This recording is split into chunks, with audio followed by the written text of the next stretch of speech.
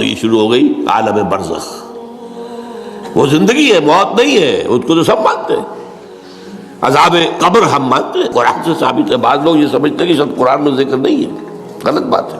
لیکن میرے پاس زیادہ وقت نہیں ہے. برزخ کے اندر زندگی کی ایک کیفیت ہے. اس کے اندر جیسے کہ ہمارے یہاں بڑی ویسے چھڑ گئی ہیں. حضور کی زندگی کیسی ہے؟ آیا ایسی ہے جیسے دنیا میں تھی یا اس سے کچھ مختلف ہے؟ تو میں کہا کرتا ہوں دنیا کی زندگی تو اتنی اچھی زندگی نہیں ہے. حضور کو جو زندگی ہے عالم برزخ میں، اس کا تو ہم تصور بھی نہیں کر سکتے. اس عالم برزخ میں کہا گیا شہداء کو وَلَا تَقُولُوا لِمَن يُقْتَلُ فِي سَبِيلِ اللَّهِ أَمْوَاتٌ بَلْ أَحْيَاءٌ وَلَٰكِن لَا تَشْعُرُونَ. اللہ کی راہ میں شہید ہو جانے والوں کو اموات مت کہو، مردہ مت کہو، زندہ ہے. تمہیں اس کا شعور نہیں. ہمیں شہداء کی زندگی کا شعور نہیں. پھر صدیقین اوپر ہے، پھر انبیاء ان کے اوپر ہے، پھر رسول ان کے اوپر ہے، سب سے اوپر سید المرسلین ہے. کیا زندگی ہوگی؟ ہم کیا تصور کر سکتے ہیں؟ ما لا عین رأت ولا اذن سمعت ما خطر على قلب بشر. بہرحال پھر یہ چوتھی زندگی آ گئی. پھر آئے گا، پھر سور پھونکا جائے گا، اور پھر فَإِذَا هُمْ قِيَامٌ يَنظُرُونَ. تو سب زندہ ہو کر دوبارہ کھڑے ہو جائیں گے. وہ یوم القیامہ ہوگا، کھڑے ہونے کا دن. اور اس سے ہمارا 5واں دور شروع ہو جائے گا، حیات اخروی. اچھا، حیات اخروی کے بارے میں ہمارا کیا ایمان ہے؟ کیا وہ کبھی ختم ہونے والی ہے؟ وہ تو ابدی ہے. فَإِنَّهَا لَجَنَّةٌ أَبَدًا أَوْ لَنَارٌ أَبَدًا. یہ پوری زندگی تو زندگی کتنی بڑی ہو گئی. تو اسے پیمانہ امروز و فردہ سے نہ ناپ، جاویداں پہم دواں ہر دم جواں ہے زندگی. البتہ ایک کام کیا کیا ہے اللہ نے، یہ جو دو موتوں کے درمیان زندگی آئی ہے، پہلی موت جو کہ ہم عالم ارواح سے اس کے بعد سلا دیے گئے، موت آ گئی نا، پھر اللہ نے زندہ کیا. پھر جو ہمیں موت آنے والی ہے میری اور آپ کی، ان دو موتوں کے درمیان ایک زندگی کا حصہ کٹ گیا. اس میں سے یہ لمبا پروسیس، وہاں سے وہاں تک مبدا و معاد، انا للہ و انا الیہ راجعون. اس میں یہ چھوٹا سا ہماری زندگی میں سے حصہ کاٹ کر اسے ایک امتحانی وقفہ بنایا گیا. خلق الموت والحیات لیبلوکم ایکم احسن عملا. اس نے زندگی اور موتیں تخلیق کی ہیں تاکہ تمہیں آزمائے کہ کون ہے تم سے اچھے عمل کرنے والے. یہ امتحانی، اس کو بھی اقبال نے خوب کہا ہے. ملزم ہستی سے تو ابرا ہے مانند حباب، اس زیاں خانے میں تیرا امتحان ہے زندگی. اب امتحان 3 گھنٹے کا بھی ہوتا ہے تو وہ 30 سال کا بھی ہو سکتا ہے. یہ تو ایک کوانٹیٹیٹیو ایلیمنٹ ہوا. امتحان ہے. Testing is testing. یہ حیات دنیاوی امتحان ہے. ملزم ہستی سے تو ابرا ہے مانند حباب، اس زیاں خانے میں تیرا امتحان ہے زندگی. اس کے بعد جب ہمیں دوبارہ اٹھا دیا جائے گا، حساب کتاب ہوگا، اعمال کا جزا و سزا کے فیصلے ہوں گے، اور پھر یہ جنت اور یہ دوزخ. وَإِنَّهَا لَجَنَّةٌ أَبَدًا أَوْ لَنَارٌ أَبَدًا. یہ حیات ایک ایمان باللہ اور ایمان بالآخرہ. ایمان بالآخرہ کے ضمن میں پورے حیات انسانی کا ایک تصور جو ہے سامنے لانا ضروری ہے. اب آئیے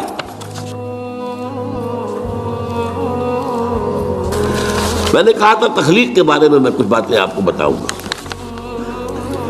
یہ جدید سائنس کے حوالے سے بھی بہت اہم چیزیں ہیں، اور یہ قرآن کی حکمت اور فلسفے کے لیے. بدقسمتی ہماری یہ ہے کہ ہمارے جو فلسفی مسلمان ہوئے، ابن سینا ہو، فارابی ہو، کندی ہو، جو متکلمین ہوئے جنہوں نے عقل سے کام لے کر قرآن کی تفسیریں کی ہیں، امام راضی میں بہت بڑے مقام پر ہیں، اور ہیں بہت ہیں. کچھ صوفی مزاج، صوفی ہے، فلسفی ہے. ان سب نے اپنی زیادہ تر گفتگو کا دار و مدار یونانی حکماء اور فلاسفہ کی بات پر رکھی ہے۔ سقراط اس کا شاگرد، افلاطون اس کا شاگرد، ارسطو۔ ہمارے متکلمین، ہمارے فلاسفہ سب ارسطو کے شاگرد۔ ہمارے صوفیہ اکثر و بیشتر افلاطون اور پروٹائنس افلاطونوس ان کے شاگرد۔ لہذا مولانا روم نے بڑا شکوے کے انداز میں کہا تھا، چند خوانی حکمت یونانیہ، تم کب تک یونانیوں کی حکمت پڑھتے رہو گے، یونانیوں کا فلسفہ پڑھتے رہو گے، یونانیوں کی میٹا فزکس، یونانیوں کی منطق؟ چند خوانی حکمت یونانیہ، حکمت قرآنیہ راہم میں خاں۔ کبھی ذرا قرآن مجید میں جو حکمت دی گئی ہے، جو فلسفہ دیا گیا ہے، جو حقائق بیان کیے گئے، کبھی ان پر توجہ کرو۔ اللہ تعالیٰ توفیق دے۔ میری دلی آرزو ہوگی کہ آپ میں سے جو ذہین لوگ ہیں، ظاہر بات ہے کہ یہ میدان ہر شخص کا نہیں ہے۔ حضور صلی اللہ علیہ وسلم کا جو افرادی انفرادی سطح پر انقلاب برپا کرنے کا پروسیس ہے، 4 الفاظ ہیں اس میں ٹاپ پر آتا ہے حکمت۔ یتلو علیہم آیاتہ یزکیہم ویعلمہم الکتاب والحکمہ۔ حکمہ یہ تعلیم محمدی صلی اللہ علیہ وسلم، تربیت نبوی صلی اللہ علیہ وسلم، اس کی سب سے اونچی منزل ہے تعلیم حکمت۔ تو ظاہر بات ہے کہ ہر شخص اس کا اہل نہیں ہوتا۔ یہ اللہ تعالیٰ نے ظاہر بات ہے سب کو ایک جیسا نہیں بنایا ہے۔ جسمانی قوتوں کے اعتبار سے بھی فرق و تفاوت ہے، ذہنی صلاحیتوں کے اعتبار سے بھی فرق و تفاوت ہے۔ جن لوگوں کے اندر یہ فلسفہ اور حکمت کا ذوق ہو، وہ اس معاملے میں آئیں، سوچیں، پڑھیں۔ میری یہ چند باتیں ہو سکتا ہے کہ ان کے لیے چشم کشا ثابت۔ وہ کتاب اس وقت میری جو ہے ایجاد و ابداع عالم، وہ آؤٹ آف پرنٹ ہے، موجود نہیں ہے، انشاءاللہ جلدی ہی پرنٹ کروا لیں گے دوبارہ۔ دیکھیے تخلیق کا مرحلہ اول عالم امر ہے، اللہ کا ایک حکم کن، انما امرہ اذا اراد شیئا ان یقول کن فیکون۔ اس کن سے ایک نور پیدا ہوا ہے، ویری سٹل، لطیف، حرارت کوئی نہیں، خنک نور۔ یہ نور اللہ، یہ پہلی شے ہے جو پیدا ہوئی ہے۔ حکم ایک کن، یہ عالم امر ہے۔ اس نور سے پیدا کیے گئی تمام ارواح انسانیہ، تمام ملائکہ۔ ملائکہ کے بارے میں حدیث موجود ہے، قرآن مجید میں ذکر نہیں ہے، حدیث میں ہے۔ حضرت عائشہ رضی اللہ تعالی عنہ سے مسلم شریف کی روایت ہے کہ ان اللہ خلق الملائکہ من نور۔ یہ عالم امر ہے پہلے جو پیدا کیا گیا ہے، ایک نور، بسیط نور، لطیف نور۔ اس نور سے ارواح انسانیہ، انہی میں ایک روح محمدی بھی تھی نا، جس کو نور محمدی بھی کہا جا سکتا ہے۔ یہ لفظ جو ہمارے یہاں کہا جاتا ہے نور محمدی، نور اس لیے کہ روح نورانی ہے، ملائکہ نورانی ہے، اللہ نے فرشتوں کو نور سے پیدا کیا۔ اچھا، اب اس تخلیق کا دوسرا مرحلہ آیا۔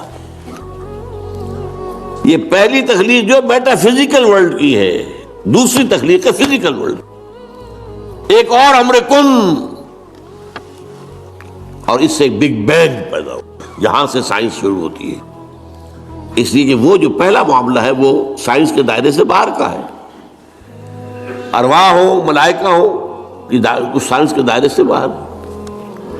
وہ عالم امر ہے، یہ عالم خلق شروع ہوا ہے اب۔ اور عالم خلق اور عالم امر میں ایک بڑا بنیادی فرق جان لیجئے۔ عالم امر میں اللہ کے کسی حکم کے تعمیل میں کوئی لمحہ صرف نہیں ہوتا، کن فیکون، کن فیکون، نو ٹائم ایلیمنٹ. یہی وجہ ہے فرشتے کو عرش سے زمین تک آنے میں کوئی وقت نہیں لگتا، روح کو بھی کوئی وقت نہیں لگتا. یہ بیانڈ دس فزیکل ورلڈ ہے نا، تو میٹا فزیکل ورلڈ کا تعلق ہے ان کا. یہ عالم امر سے ہے، امر میں وقت نہیں لگے گا قطعاً، خلق میں وقت لگے گا لازماً. آم کی گٹھلی ہے، آم کا پودا بننے میں 5-6 سال لگ جائیں گے. رحم مادر میں حمل ٹھہر گیا ہے، بچے کے پورے بننے میں 9 مہینے لگیں گے، ٹائم لگے گا. اٹس خلق. قرآن کہتا ہے ہم نے آسمان زمین 6 دن میں پیدا کیے، ٹائم لگا کہ نہیں لگا؟ تو یہ امر ہے وہ پہلا، جس میں کہ کیا ہے 3 چیزیں ہیں. اللہ کا نور جو بہت لطیف ہے، وہ خزانہ ہے، اسی سے بنی ارواح انسان کی، اس سے بنے فرشتے. اور چوتھی چیز نوٹ کیجئے، وحی بھی عالم امر سے متعلق ہے، اس لیے کہ وہ ایک کمیونیکیشن ہے بٹوین روح انسانی یا روح نبوی اور الروح القدس. جبرائیل کون ہے؟ فرشتہ. روح محمدی یہ بھی نوری، وہ بھی نوری. یہ ان دونوں کا کمیونیکیشن ہے وحی. لہذا اس کا تعلق بھی عالم خلق سے نہیں ہے، عالم امر سے.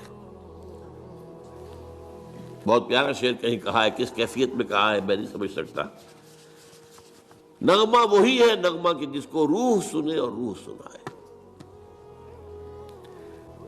روح محمدی نے سنا ہے، اس کان سے نہیں سنا حضور نے. یہ نوٹ کر دیجئے، کبھی پڑھیے حقیقت وحی نامی کتاب مولانا سعید احمد اکبر آبادی کی. وحی کی حقیقت کیا ہے؟ وہی براہ راست قلب پر جاتی ہے، اس کان کے واسطے سے نہیں جاتی. یہ کان عالم خلق کا ہے، قلب عالم امر کی شے، روح کا مسکن ہے. وہاں روح ہے، روح محمدی ہے. فَإِنَّهُ نَزَّلَهُ عَلَىٰ قَلْبِكَ، اس کو اے نبی اتارا ہے اس فرشتے نے آپ کے دل پر براہ راست. تو نغمہ وہی ہے نغمہ کہ جس کو روح سنے اور روح سنائے.